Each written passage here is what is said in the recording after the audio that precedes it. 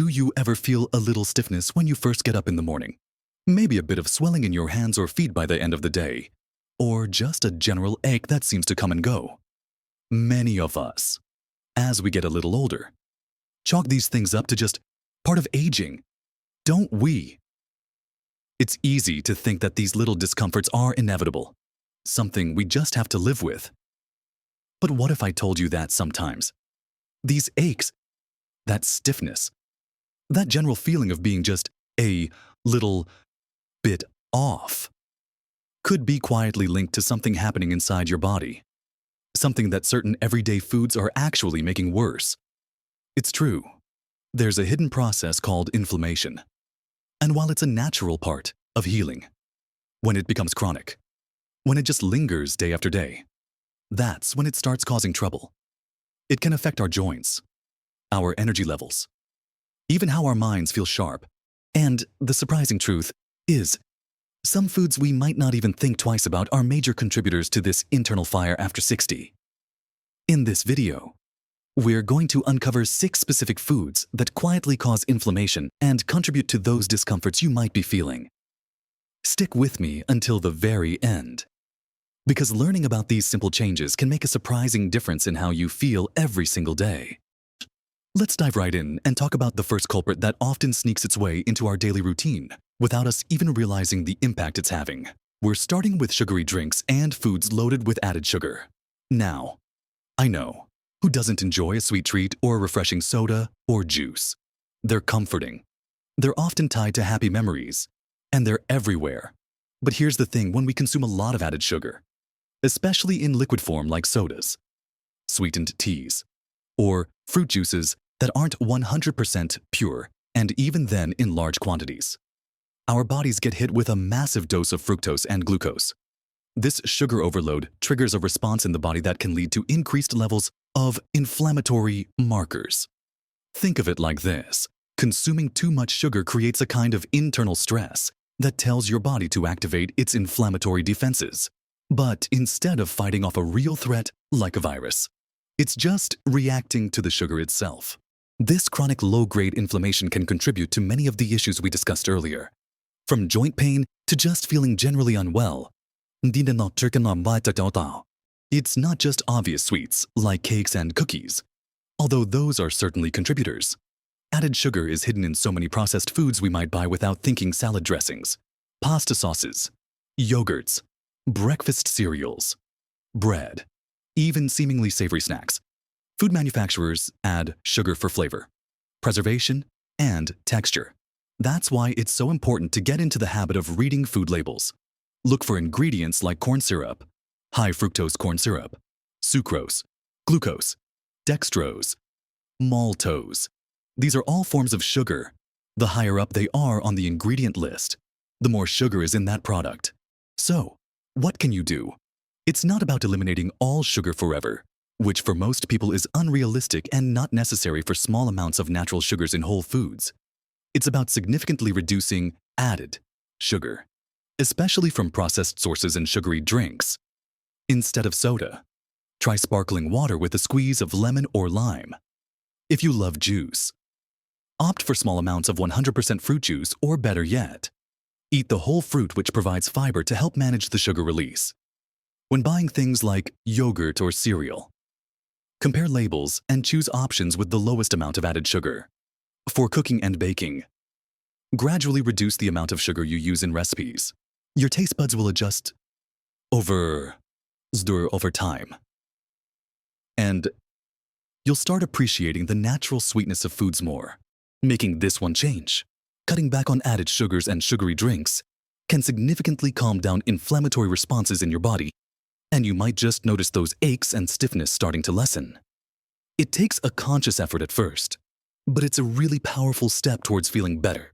So now, let's talk about something else many of us consume regularly, often thinking of them as quick and easy options: refined carbohydrates.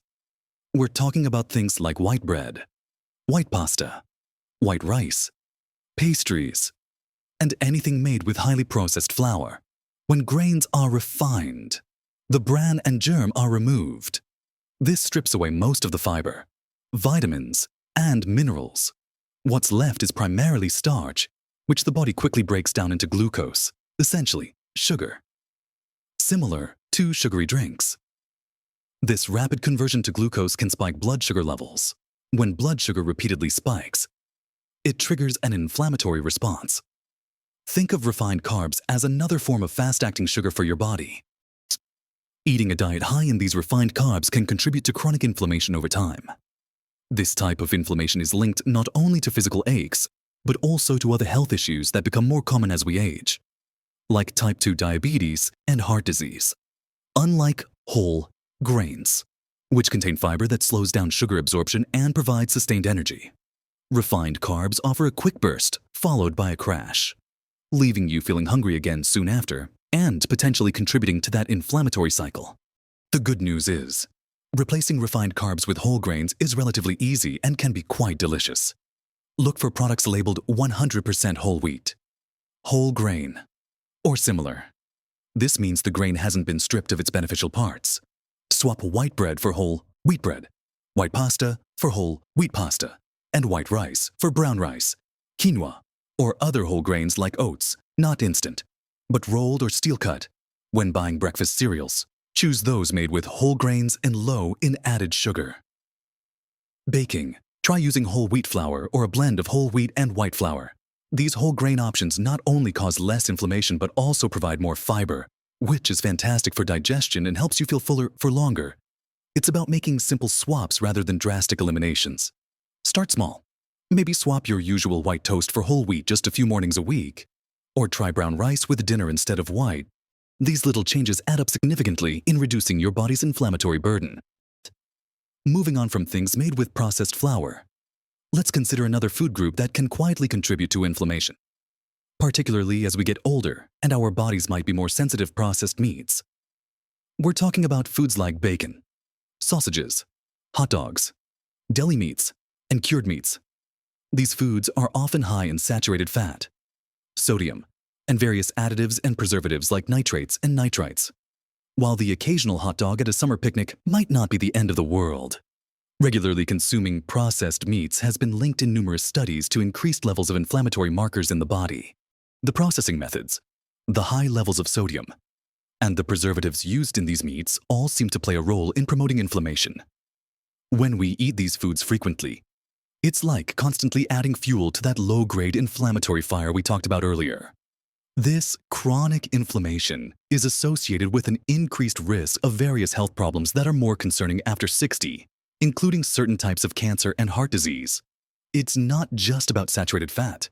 Although that contributes, there's something specific about the processing itself that seems to trigger an inflammatory response in the body. So, how can you navigate this? It doesn't mean you can never have a slice of ham or a sausage again.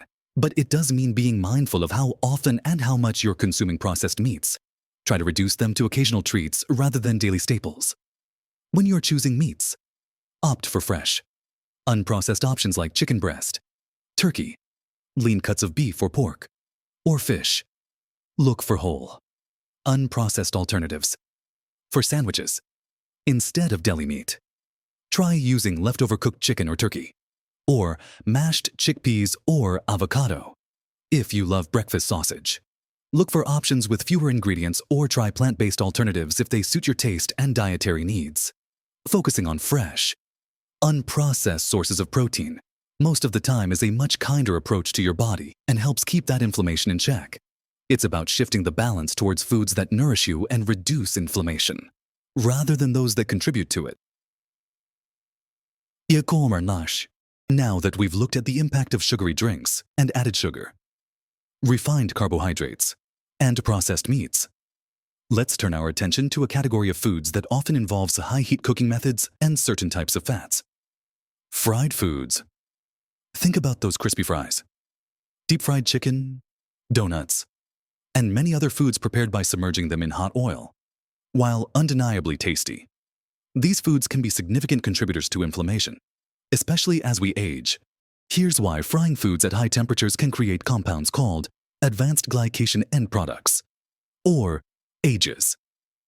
These compounds are formed when sugars react with proteins or fats under high heat. When we consume foods high in AGEs, These compounds can accumulate in our tissues and trigger an inflammatory response in the body.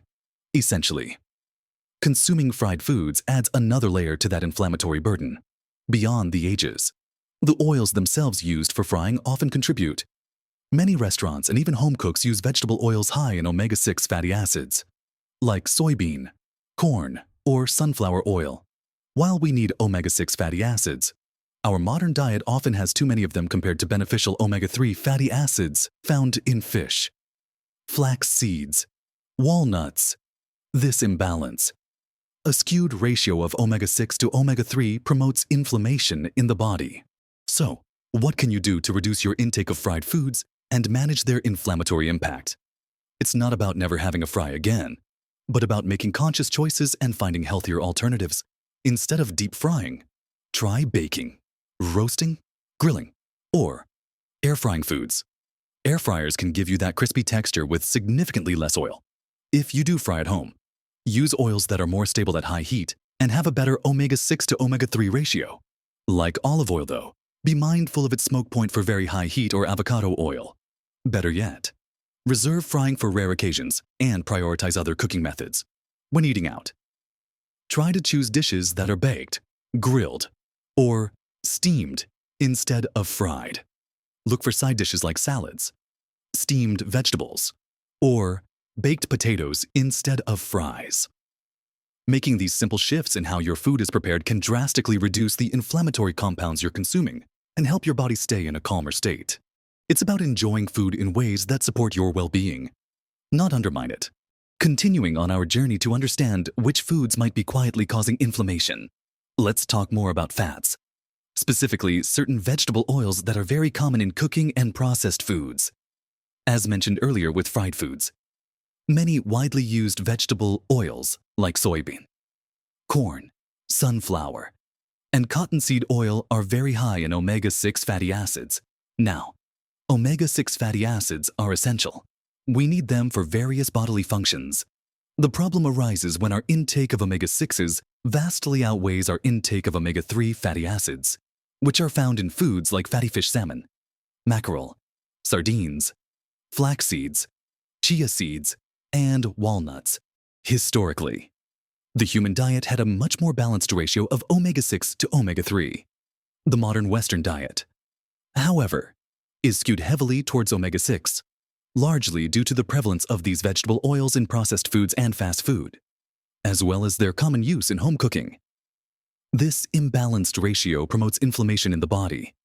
It's like having too much of an accelerator pedal for inflammation without enough of a brake pedal.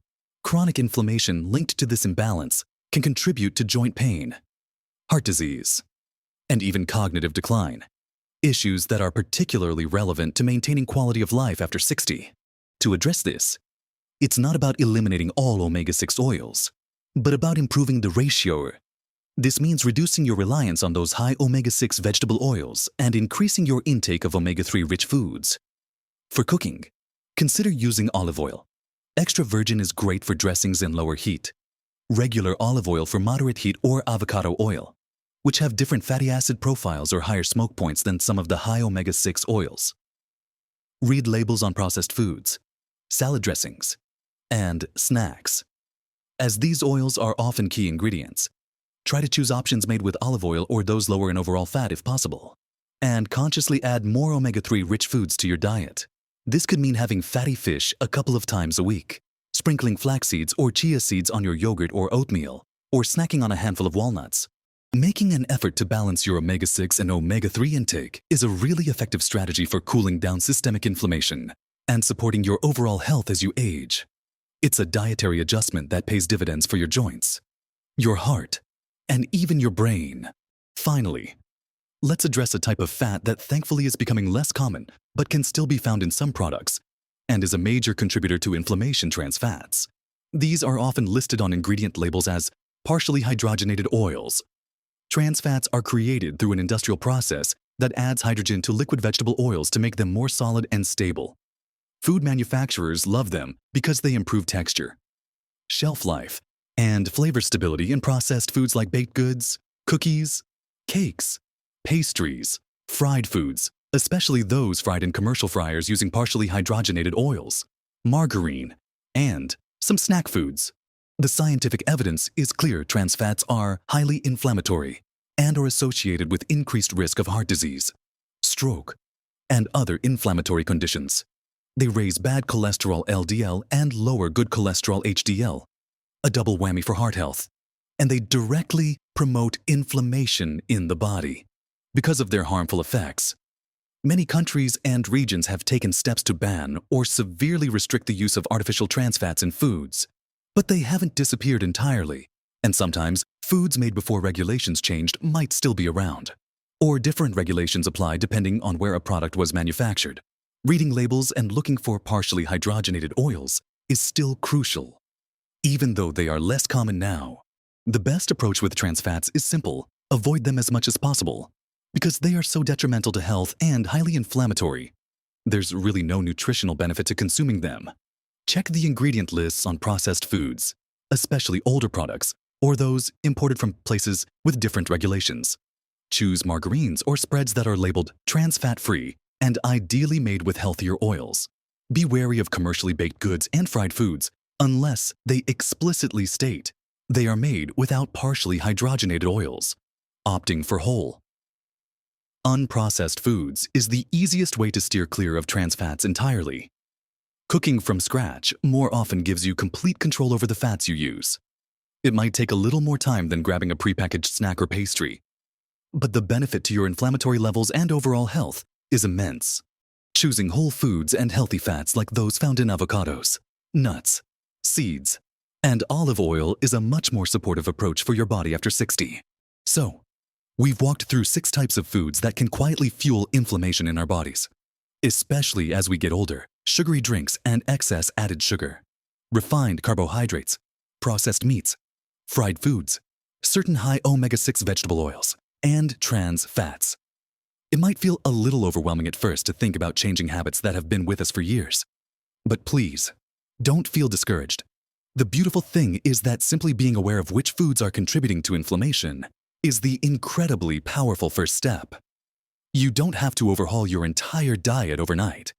Even making small, gradual changes to reduce your intake of these specific foods can start to quiet down that internal inflammatory response. Remember that little aches and stiffness you might have attributed to just getting older. By focusing on reducing these inflammatory foods and replacing them with nutrient-dense, whole foods like colorful fruits and vegetables, lean proteins, healthy fats, and whole grains, you are actively working to calm inflammation. You are giving your body the building blocks it needs to feel better, to move more freely, and to have more energy. Imagine waking up with less stiffness, enjoying activities with more ease, and simply feeling more vibrant. It is absolutely possible, and it starts with making informed choices about what you eat. Your body is incredibly resilient and responds positively to being nourished properly. Every time you choose a piece of fruit instead of a sugary snack, or opt for grilled chicken instead of processed meat, you are making a choice to reduce inflammation and support your health. These aren't sacrifices. They are investments in feeling your best. What were your thoughts on these 6 foods? Were any of them surprising to you? Have you already tried reducing some of these in your diet? And if so, have you noticed a difference in how you feel? I'd love to hear about your experiences and insights in the comments below. Sharing helps us all learn from each other. If you found this information helpful and encouraging, please give this video a like. It really helps us reach more people who could benefit from this knowledge. And be sure to subscribe to our channel so you don't miss out on future videos filled with practical tips and information to help you live your healthiest, happiest life after 60. Making informed choices about your food is one of the most empowering things you can do for yourself. Keep making those healthy swaps, listen to your body, and celebrate every small step you take towards feeling better. You deserve to live your best life at every age.